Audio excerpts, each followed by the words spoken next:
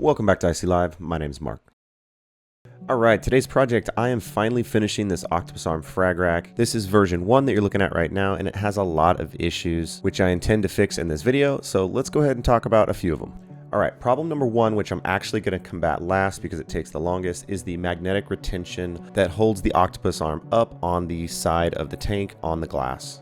This octopus arm cantilevers out from the glass, so it's not the most ideal structure in holding a lot of weight up, but it looks really cool, and I'm sure I can find some solutions to make this thing sit securely on the glass. Problem number 2 was fixing the holes that hold the frag plugs that make the frag plugs look like suckers on the octopus arm. The problem was the holes were not uniform and they only supported a very thin frag plug stem.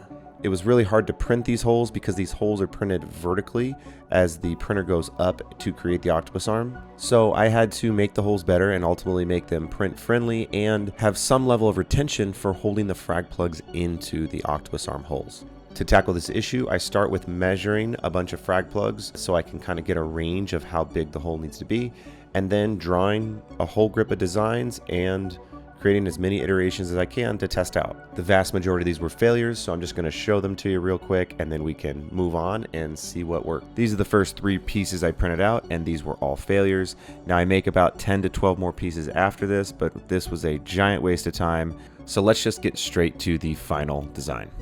And here it is. This is the octopus arm with the frag plugs. Now what I do here is I do a Boolean operation where I basically subtract the stem of the frag plug from the octopus arm mesh to then create holes.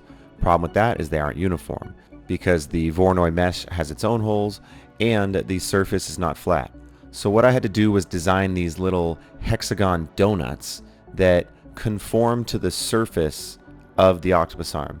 Now I've been doing this for a long time, and this actually was an idea that I had later on because I was struggling with how I was going to figure this out, and it was not easy, but I am extremely happy with the end result. Now I did the Boolean operation, and if I can find the mesh, here it is. This is the final mesh, and as you can see, those little donuts are now embedded in the Voronoi structure with a perfectly hexagonal hole, which should be pretty easy to print, and it'll print a lot more uniform than just a standard circle or kind of the jagged holes I had earlier. Now just take a look at how cool this thing is, especially when it's kind of sticking out from the glass, which then comes to that first problem I had, which was the magnetic retention. So if you notice on the right side here, I actually extended down the octopus arm slightly so I could get more grip on the glass as the cantilever reaches out into the aquarium. Now if you notice here on the back side, I actually decided on 3 magnets after testing 4 and other configurations, which I'll show you here in a second. And these neodymium magnets are thick. They have to be super strong, even stronger than just a standard frag rack, because once again the cantilever reaches out and that leverage puts more downforce on this octopus arm than just a standard frag rack. Now I spent a small fortune in neodymium magnets, so let's go ahead and check out the magnet madness that I have sitting in front of me. Ta-da! Alright, here's just a few of them. These are connected to one of my rulers. I'm trying to keep them somewhat separate because it will be magnet chaos if they start combining to each other. I got most of them from K&J Magnets. I also used a few other suppliers, and I ended up settling on the 3/4 inch discs that are 1/4 inch thick, so they are bad boys. Now I pointed at that one that was actually 1/4 inch thick, but it's double the size of that, so it's this diameter, but it's actually super thick, just like these bad boys right here. I was planning on filming and showing the magnet test, but it turned out so terrible that I don't want to put you through that, so we're just going to go ahead and move on. It is time to now print this thing. After a ton of optimization, I was able to get this print down to 5 hours and 34 minutes. The major difference is that I swapped out all of the printer nozzles for a 0.8mm nozzle, and that was able to speed up the print by about 5 hours. So as you can see here, it is just going to build on itself, and this is a total stress test for the printer. Also, using PETG, this is going to be a stringing nightmare. Hopefully it's not too bad and I can take care of it with the heat gun. Alright, let's fire up the printers.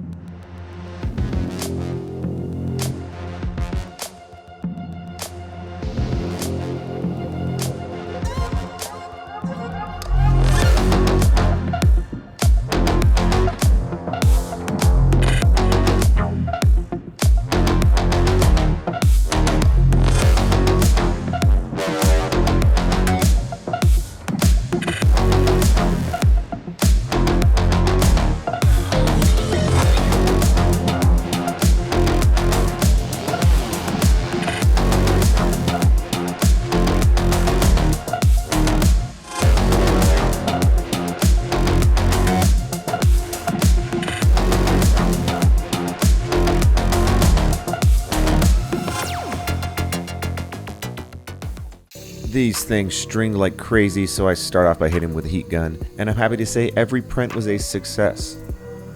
As you can see, I got a whole bunch of different prints, and these are all different stages. Here's one of the first prints.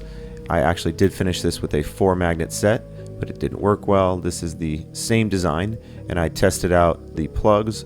They had a bit of an issue, and as you can see, I did finish that one with the magnets too. Here is the final design. This is the purple, and this thing turned out awesome.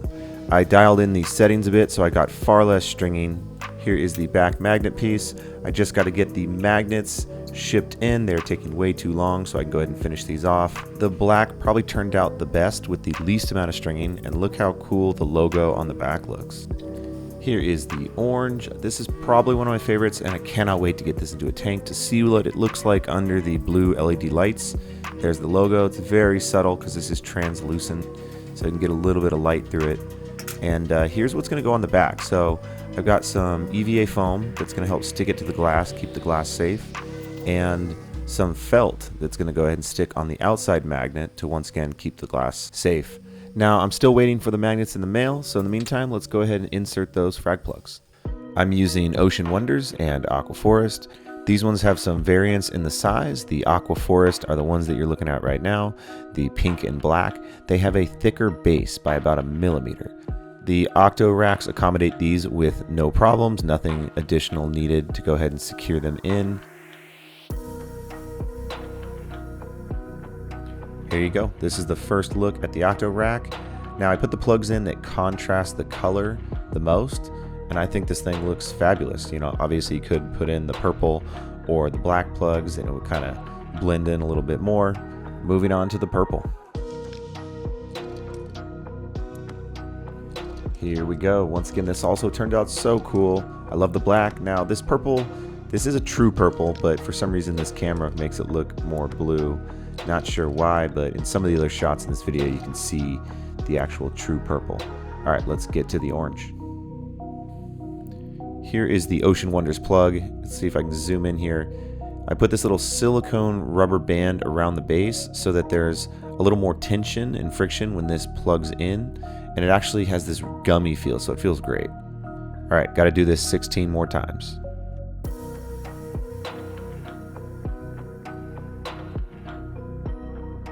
Whew, that was not fun, but this end result, this is worth it.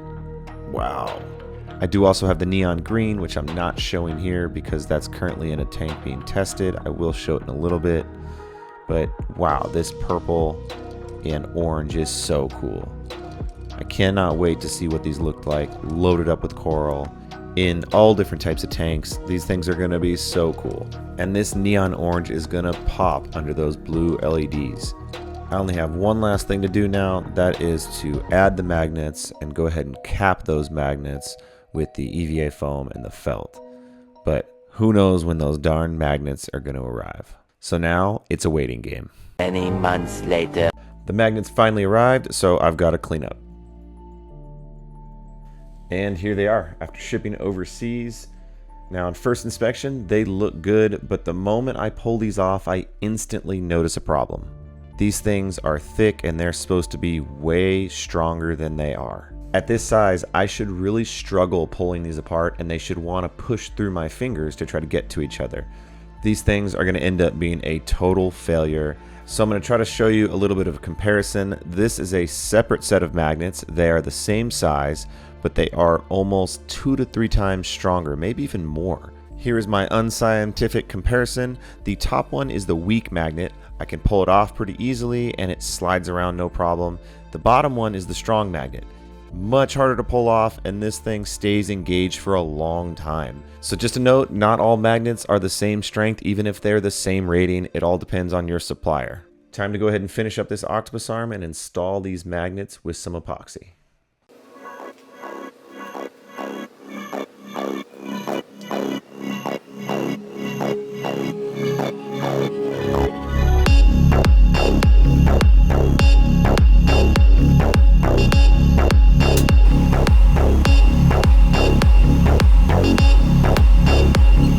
Stop the music. I heard some commotion behind me.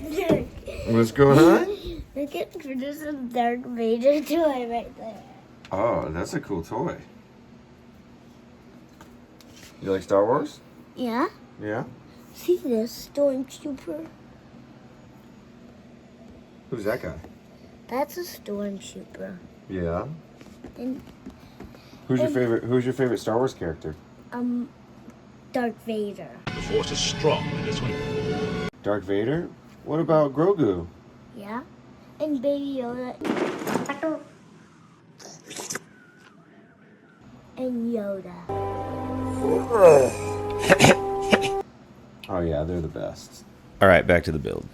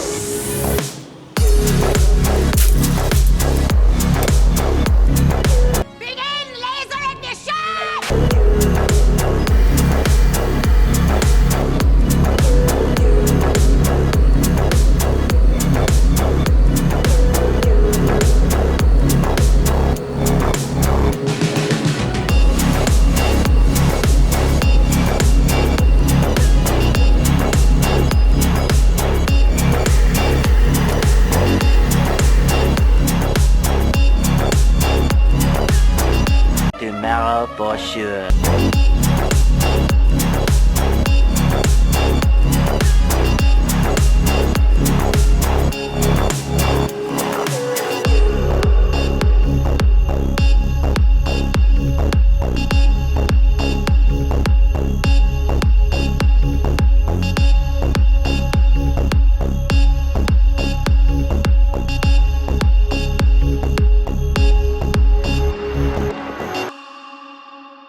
The OctoRacks are finished. The next day.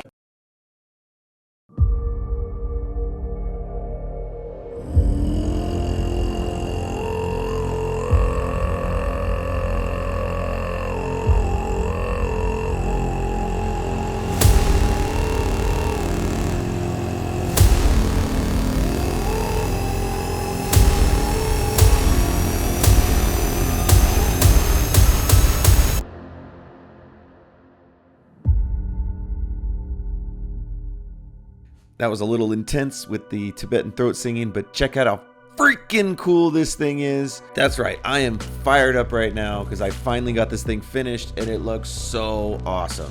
My camera skills are weak, but I don't care. This just speaks for itself. I think the green has the most pop with its neon glow and the contrast with the purple frag plugs, but I also love the subtlety of the purple and the black. They won't stand out as much, but it doesn't really matter because the focus should be the coral that's sitting on the plugs. Man, this black would be all stealthed out with the black frag plugs. Last but not least is the orange, and just like the green, this has the heavy contrast between the purple frag plugs, and it's also got that orange glow under the blue light. The octopus arms are all finished up, so I'm going to go ahead and get these in some tanks, but first I've got to frag up some coral. I've got this zoanthid colony down at the bottom that is overflowing with polyps, so I'm going to go ahead and frag this up.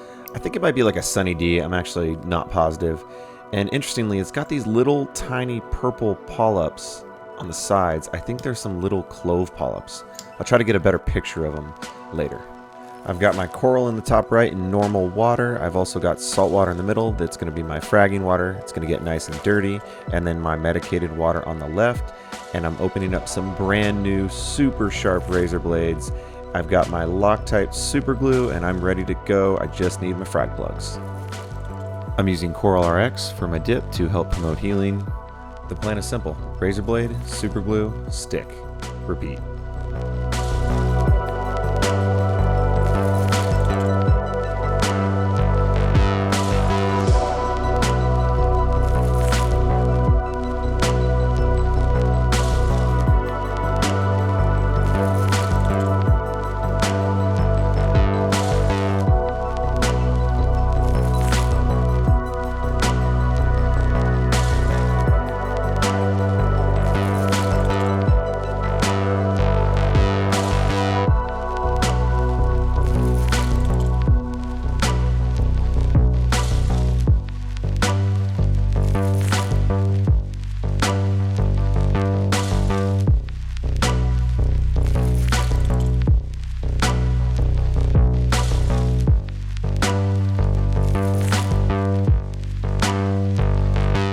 Fragging's complete. Time to load up the OctoRack and get it into the tank.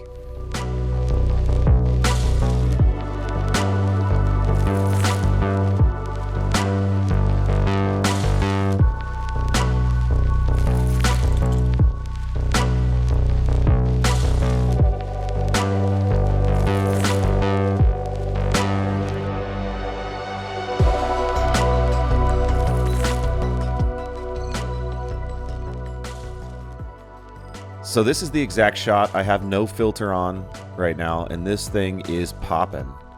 Obviously, all the coral is very pissed off from being fragged, so I've got nothing opening right now. And unfortunately, this tank is a bit neglected, so it's looking pretty ugly. It's got a few algae issues, but all the coral and the livestock is doing great. Now this is the fluval, and this one finally found a home in my son's room, and this one is doing significantly better. Now check this out. This was one of my test octopus arms.